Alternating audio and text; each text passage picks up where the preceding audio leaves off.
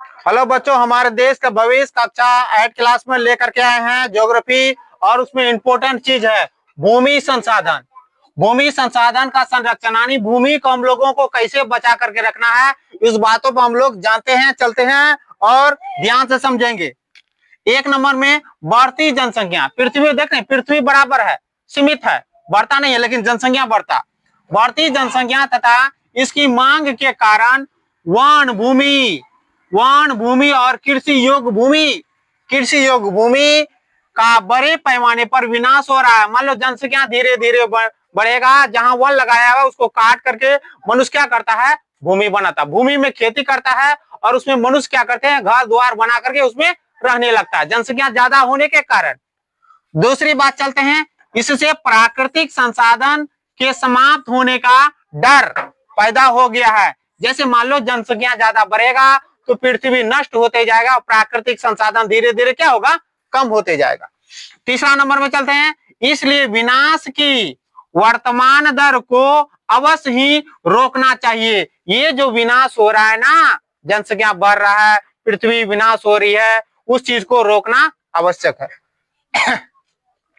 चलते हैं चौथा नंबर में, इसका उपाय कैसे किया जाए। वन रोप करके और भूमि उद्धार करके, रासायनिक कीटनाशक के कम उपयोग करके और उर्वरक के नियमित और उपयोग तथा अतिचारण, यानी जो हम लोग खेती करते पशु को चराते हैं ना, वही है अतिचारण पर रोक आदि भूमि संरक्षण के लिए सामान्य तरीके हैं। ये सारा जैसे वन हो गया, भूमि हो गया, रासायनिक कीटनाशक हो गया, उर्वरक हो गया और नियमित उपयोग, ये सब अति पशुचारण भूमि को क्या करता है, ये सब चीज प्रयोग करना चाहिए और भूमि क्या है, संरक्षण होगा।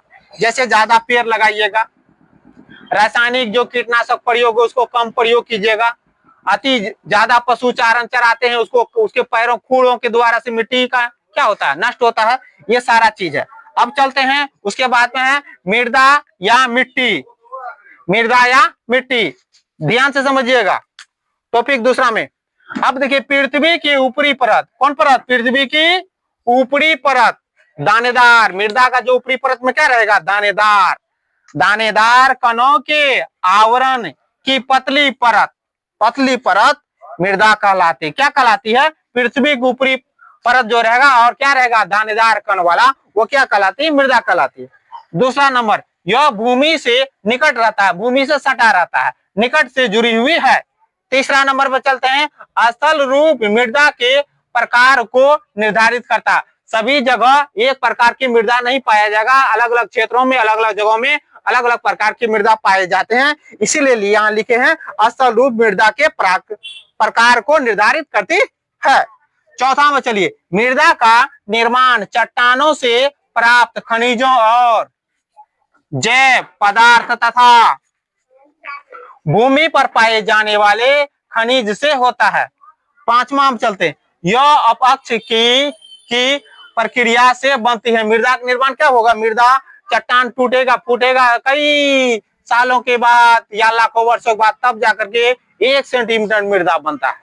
अब चलते हैं, यहाँ चित्र में समझ लीजिए, ये आइसक्रीम वाला चित्र है बच्चे लोगों के लिए। अब देखिए, ये जो ऊपर में जो दिखाया गया ना, इसमें हुमस और वनस्पति है के साथ ऊपरी मृदा है, क्योंकि मृदा के ऊपरी वाला ही भाग में कोई वनस्पति, पेड़ पौधे, कृषि करते। उसके बाद दूसरे स्थान पे ये देखिए, इसमें क्या है, बालू, गाद, कले के साथ उप मृदा है। अब तीसरे नंबर में चले आए, अपक्षित चट्टानी मृदा। अब नेक्स्ट में चले आइए, जनक चट्टाने, और ये मृदा परिच्छेदिका का चित्र है, मृदा का कैसा निर्माण होता है उसका चित्र बनाया हुआ है। इस वीडियो को देखिए, लाइक कीजिए, सब्सक्राइब कीजिए और अपने यार दोस्तों के साथ शेयर कीजिए। थैंक यू, धन्यवाद।